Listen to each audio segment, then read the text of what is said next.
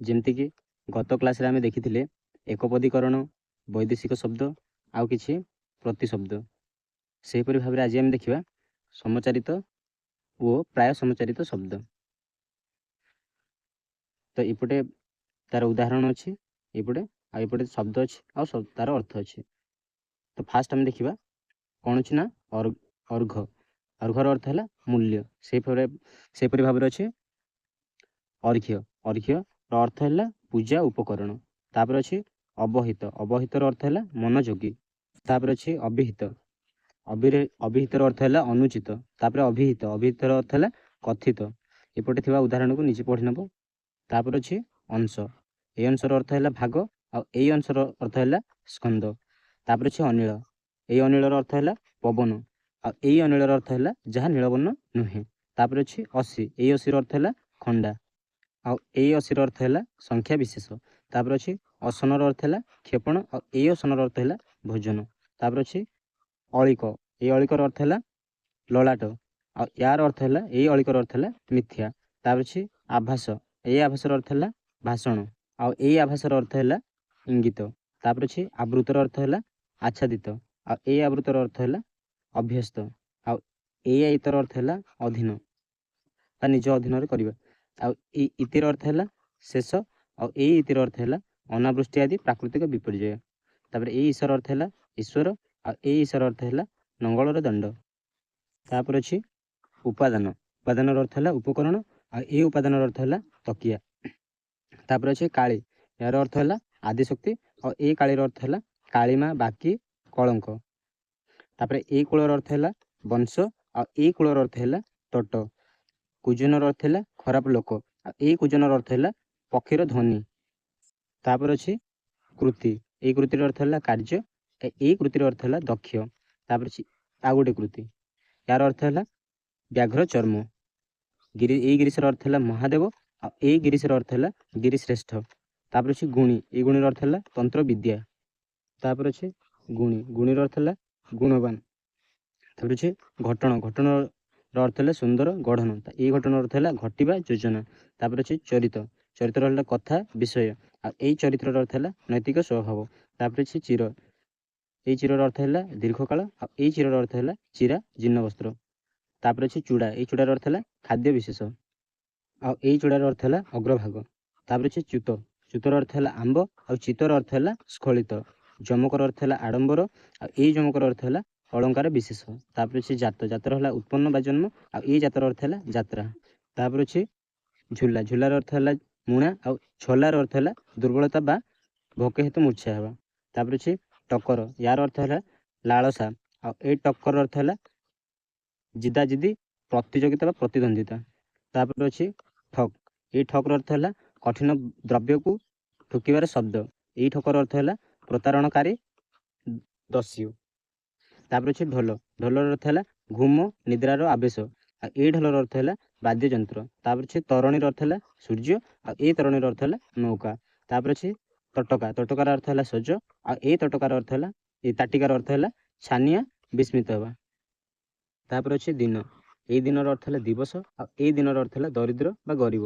ତାପରେ ଅଛି ଦ୍ୱୀପ। ଦ୍ୱୀପର ଅର୍ଥ ହେଲା ଜଳ ବେଷ୍ଟିତ ସ୍ଥଳଭାଗ ବା ଟାପୁ ଆଉ ଏଇ ଦ୍ୱୀପର ଅର୍ଥ ହେଲା ପ୍ରଦୀପ। ତାପରେ ଅଛି ଦ୍ୱୀପ। ଦ୍ୱୀପର ଅର୍ଥ ହେଲା ହସ୍ତି। ତାପରେ ଅଛି ଦୂତ। ଦୂତର ଅର୍ଥ ହେଲା ଚୋର ଆଉ ଦ୍ୱୀପର ଅର୍ଥ ହେଲା ପଶା ଖେଳ। ତାପରେ ଅଛି ନିବାର। ନିବାରର ଅର୍ଥ ହେଲା ବନ୍ୟ ଧାନ୍ୟ ବିଶେଷ ବା ବାଳୁଙ୍ଗା। ଆଉ ତାପରେ ଅଛି ନୀତି। ନୀତିର ଅର୍ଥ ହେଲା ପ୍ରତିଦିନ ବା ପ୍ରତ୍ୟହ। ତାପରେ ଅଛି ଏଇ ନୀତିର ଅର୍ଥ ହେଲା ନିୟମ। ତାପରେ ଅଛି ନିର୍ଧନ। ନିର୍ଧନର ଅର୍ଥ ହେଲା ଧନହୀନ। ତାପରେ ଅଛି ନିଧନ। ଏଇ ନିଧନର ଅର୍ଥ ହେଲା ବିନାଶ। ତାପରେ ଅଛି ନିଧାନ। ନିଧାନର ଅର୍ଥ ହେଲା ଆଧାର ଭଣ୍ଡାର। ତାପରେ ଅଛି ନିଦାନର ଅର୍ଥ ହେଲା ମୂଳ କାରଣ। ତାପରେ ଅଛି ପଟ। ପଟର ହେଲା ପଟୁକା ଦଳ ଆଉ ଏଇ ପଟର ଅର୍ଥ ହେଲା ଶ୍ରେଷ୍ଠ। ଏଇ ପରୀକ୍ଷାର ଅର୍ଥ ହେଲା ଉତ୍ତମ ରୂପେ ଦେଖିବା ଆଉ ଏଇ ପରୀକ୍ଷାର ଅର୍ଥ ହେଲା ଗଡ଼ ଖାଇ। ତାପରେ ଅଛି ପକ୍ଷ। ପକ୍ଷର ଅର୍ଥ ହେଲା 15 ଦିନ ଆଉ ପକ୍ଷ୍ମର ଅର୍ଥ ହେଲା ଆଖି ପତାର ଲୋମ। ତାପରେ ଅଛି ପରିଚ୍ଛଦର ଅର୍ଥ ହେଲା ପୋଷାକ ଆଉ ପରିଚ୍ଛେଦର ଅର୍ଥ ହେଲା ଅଧ୍ୟାୟ ବା ବିଷୟ ବିଭାଗ। ତାପରେ ଅଛି ପାବନୀ। ପାବନୀର ଅର୍ଥ ହେଲା ହନୁମାନ ଆଉ ଏଇ ପାବନୀର ଅର୍ଥ ହେଲା ପବିତ୍ର କାରିଣୀ। ତାପରେ ଅଛି ପୂତ। ପୂତର ଅର୍ଥ ହେଲା ପୁଅ ଆଉ ଏଇ ପୂତର ଅର୍ଥ ହେଲା ପବିତ୍ର। ତାପରେ ଅଛି ପୁର। ଏଇ ପୁରର ଅର୍ଥ ହେଲା ନଗର। ଆଉ ଏ ପୁରର ଅର୍ଥ ହେଲା ପ୍ରବାହ, ପିଠାର ପୁର।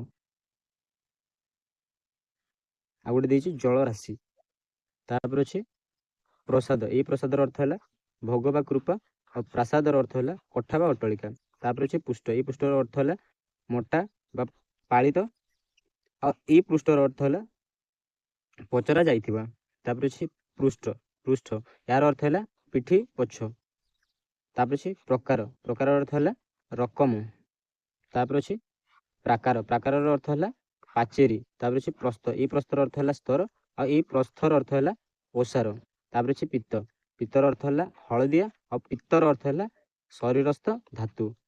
ତାପରେ ଅଛି ପରଶ୍ଵ। ପରଶ୍ଵର ଅର୍ଥ ହେଲା ପରଧନ।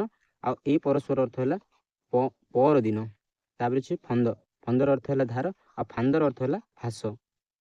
ତାପରେ ଅଛି ବନ୍ଦନ। ବନ୍ଦନର ଅର୍ଥ ହେଲା ପ୍ରଶଂସା ଗାନ। ଆଉ ଏଇ ବନ୍ଧନର ଅର୍ଥ ହେଲା ବାନ୍ଧିବା। ତାପରେ ଅଛି ବେଳା। ଏଇ ବେଳାର ଅର୍ଥ ହେଲା ସମୁଦ୍ର କୂଳ। ଆଉ ଏଇ ବେଳାର ଅର୍ଥ ହେଲା ସମୟ। ତାପରେ ଅଛି ବେଲା। ବେଲାର ଅର୍ଥ ହେଲା ପାତ୍ର ବିଶେଷ। ତାପରେ ଅଛି ବଧ। ଏଇ ବଧର ଅର୍ଥ ହେଲା ହତ୍ୟା। ଆଉ ଏଇ ବଧର ଅର୍ଥ ହେଲା ବନ୍ଧନ, ବନ୍ଧା ହୋଇଥିବା। ତାପରେ ଅଛି ବିଷ। ଏଇ ବିଷର ଅର୍ଥ ହେଲା ପଦ୍ମନାଡ଼।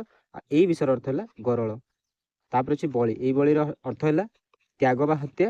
ଆଉ ଏଇ ବଳିର ଅର୍ଥ ହେଲା ବଳବାନ। ତାପରେ ଅଛି ବାଳିଶ। ବାଳିଶର ଅର୍ଥ ହେଲା ମୂର୍ଖ, ନିର୍ବୋଧ। ଆଉ ଗୋଟେ ଅର୍ଥ ହେଲା ଶିଶୁ। ବାଳିଶ। ଏଇ ବାଳିଶର ଅର୍ଥ ହେଲା ନାରୀ ରତ୍ନ। ତାପରେ ବିଶଦର ଅର୍ଥ ହେଲା ସ୍ପଷ୍ଟ ବା ବିସ୍ତୃତ। ତାପରେ ଏଇ ବିଶଦର ଅର୍ଥ ହେଲା ଯେ ବିଷ ଦିଏ। ତାପରେ ଏଇ ବିଦୁରର ଅର୍ଥ ହେଲା ମହାଭାରତର ଚରିତ୍ର ବିଶେଷ। ଆଉ ଏଇ ବିଦୁରର ଅର୍ଥ ହେଲା ଅତି ଦୂର। ତାପରେ ଅଛି ବିଶ୍ରୁତ। ବିଶ୍ରୁତର ଅର୍ଥ ହେଲା ବିଖ୍ୟାତ ବା ଜ୍ଞାତ। ଆଉ ଏଇ ବିଶ୍ରୁତର ଅର୍ଥ ହେଲା ନିଷ୍କୃତ ବା ସ୍ଖଳିତ। ଆଉ ଏଇ ବିଶ୍ରୁତର ଅର୍ଥ ହେଲା ଭୁଲି ଯାଇଥିବା। ତାପରେ ଅଛି ବିଧୁର। ବିଧୁରର ଅର୍ଥ ହେଲା କାତର, ବିଚ୍ଛେଦ, ପୀଡ଼ିତ। ତାପରେ ଭିଦୁରର ଅର୍ଥ ହେଲା ବଜ୍ର। ତାପରେ ଅଛି ଭାଗୀରଥୀ। ଏଇ ଭାଗୀରଥୀର ଅର୍ଥ ହେଲା ଭାଗୀରଥୀଙ୍କର ପୁତ୍ର। ଆଉ ଏଇ ଭାଗୀରଥୀର ଅର୍ଥ ହେଲା ଗଙ୍ଗା ନଦୀର ନାମ। ଭିତ୍ତିର ଅର୍ଥ ହେଲା ମୂଳଦୁଆ। ଆଉ ଏଇ ଭିତ୍ତିର ଅର୍ଥ ହେଲା ଭୟ। ମତର ଅର୍ଥ ହେଲା ଇଚ୍ଛା। ଆଉ ଏଇ ମତର ଅର୍ଥ ହେଲା ମାତୁଆଳ, ଉନ୍ମତ। ତାପରେ ମାଗଣାର ଅର୍ଥ ହେଲା ବିନା ମୂଲ୍ୟ। ତାପରେ ଅଛି ଏଇ ମାଗଣାର ଅର୍ଥ ହେଲା ଚାନ୍ଦା ବା ମାଗିବା। ତାପରେ ଅଛି ରତି। ରତିର ଅର୍ଥ ହେଲା କନ୍ଦର୍ପର ପତ୍ନୀ। ଆଉ ରତିର ଅର୍ଥ ହେଲା ଅଳ୍ପ ପରିମାଣ। ହ୍ରଦର ଅର୍ଥ ହେଲା ଦାନ୍ତ। ଆଉ ରଦ୍ଧର ଅର୍ଥ ହେଲା ଅକାମୀ। ତାପରେ ଲକ୍ଷ୍ୟର ଅର୍ଥ ହେଲା ଏଇଟା ସଂଖ୍ୟା ବିଶେଷକୁ ଦର୍ଶାଉଛି। ଆଉ ଏଇ ଲକ୍ଷ୍ୟରଟା ଉଦ୍ଦେଶ୍ୟକୁ ଦର୍ଶାଉଛି। ଲିଖନର ଅର୍ଥ ହେଲା ଲେଖିବା। ସେହିପରି ଭାବରେ ଲେଖନର ଅର୍ଥ ହେଲା ଲୁହା କଲମ। ତାପରେ ଅଛି ସମର ଅର୍ଥ ହେଲା ସମାନ। ଆଉ ଏଇ ସମର ଅର୍ଥ ହେଲା ଶାନ୍ତି। ଶଙ୍କରର ଅର୍ଥ ହେଲା ଶିବ। ଆଉ ଏଇ ଶଙ୍କରର ଅର୍ଥ ହେଲା ମିଶ୍ରିତ। ତାପରେ ଅଛି ଶ୍ରବଣ। ଶ୍ରବଣର ଅର୍ଥ ହେଲା ଶୁଣିବା। ତାପରେ ଅଛି ଏଇ ଶ୍ରବଣ। ଏଇ ଶ୍ରବଣର ଅର୍ଥ ହେଲା କ୍ଷରବା। ଆଉ ତାପରେ ଅଛି ସର। ସରର ଅର୍ଥ ହେଲା ତୀର ବା ବାଣ। ଆଉ ଏଇ ସରର ଅର୍ଥ ହେଲା ପୋଖରୀ, ଦୁଧସର। ତାପରେ ଅଛି ସୁର। ସୁରର ଅର୍ଥ ହେଲା ଦେବତା ବା ସୂର୍ଯ୍ୟ। ଆଉ ଏଇ ସୁରର ଅର୍ଥ ହେଲା ବୀର। ତାପରେ ସୂତ। ଏହାର ଅର୍ଥ ହେଲା ପୁଅ। ଆଉ ଏଇ ସୂତର ଅର୍ଥ ହେଲା ସାରଥୀ। ତାପରେ ଅଛି ସପ୍ତ। ସପ୍ତର ଅର୍ଥ ହେଲା ସାପଗ୍ରସ୍ତ। ସପ୍ତର ଅର୍ଥ ହେଲା ସାତ। ତାପରେ ଅଛି ସମନ। ସମନର ଅର୍ଥ ହେଲା ଆଦେଶ। ଆଉ ଏଇ ସମନର ଅର୍ଥ ହେଲା ଯମ। ତାପରେ ଅଛି ସାପ। ସାପର ଅର୍ଥ ହେଲା ସପ। ଆଉ ଏଇ ସାପର ଅର୍ଥ ହେଲା ଅଭିଶାପ। ତାପରେ ଅଛି ସୁଧା। ସୁଧାର ଅର୍ଥ ହେଲା ପବିତ୍ରା। ଆଉ ଏଇ ସୁଧାର ଅର୍ଥ ହେଲା ମଧ୍ୟ। ତାପରେ ଅଛି ସୁଧା। ସୁଧାର ଅର୍ଥ ହେଲା ଅମୃତ। ଆଉ ଶୁକରର ଅର୍ଥ ହେଲା ଘୁଷୁରୀ ବା ବରହା। ତାପରେ ଅଛି ଶୁକର। ଏଇ ଶୁକରର ଅର୍ଥ ହେଲା ସହଜ। ତାପରେ ଅଛି ସୂଚି। ସୂଚିର ହେଲା ସୂଚିପତ୍ର। ଆଉ ଏଇ ସୂଚିର ଅର୍ଥ ହେଲା ଛୁଞ୍ଚି। ତାପରେ ଅଛି ସୂଚି। ସୂଚିର ଅର୍ଥ ହେଲା ପବିତ୍ର। ସ୍ୱର୍ଗର ଅର୍ଥ ହେଲା ଅଧ୍ୟାୟ। ଆଉ ସ୍ୱର୍ଗର ଅର୍ଥ ହେଲା ଦେବଲୋକ। ତାପରେ ଅଛି ସୂକ୍ତି। ଏହାର ଅର୍ଥ ହେଲା ନୀତିବାକ୍ୟ। ଆଉ ଏଇ ସୂକ୍ତିର ଅର୍ଥ ହେଲା ଶାମୁକା। ସ୍ୱାକ୍ଷରର ଅର୍ଥ ହେଲା ଦସ୍ତଖତ। ଆଉ ଏଇ ଶାଖାରର ଅର୍ଥ ହେଲା ଏଇ ସାକ୍ଷରର ଅର୍ଥ ହେଲା ଯିଏ ଲେଖାପଢ଼ା ଜାଣନ୍ତି। ତାପରେ ଅଛି ସ୍କନ୍ଦ। ସ୍କନ୍ଦର ଅର୍ଥ ହେଲା କାର୍ତ୍ତିକେୟ। ଆଉ ଏଇ ସ୍କନ୍ଦର ଅର୍ଥ ହେଲା କାନ୍ଧ। ତାପରେ ଅଛି ଶୀତର ଅର୍ଥ ହେଲା ଧଳା। ଆଉ ଏଇ ଶୀତର ଅର୍ଥ ହେଲା ଦାଢୁଆ ବା ଶାଣିତ। ତାପରେ ଅଛି ଶୀତ। ଏହାର ଅର୍ଥ ହେଲା ଥଣ୍ଡା। ଶିଳର ଅର୍ଥ ହେଲା ବଟା ପଥର। ଆଉ ଏଇ ଶିଳର ଅର୍ଥ ହେଲା ସ୍ୱଭାବ।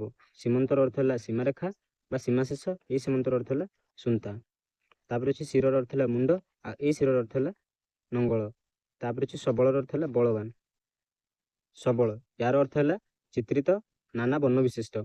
ତାପରେ ଯେ ସୂତାର ଅର୍ଥ ହେଲା କନ୍ୟା, ଏଇ ସୂତାର ଅର୍ଥ ହେଲା ସୂତ୍ର।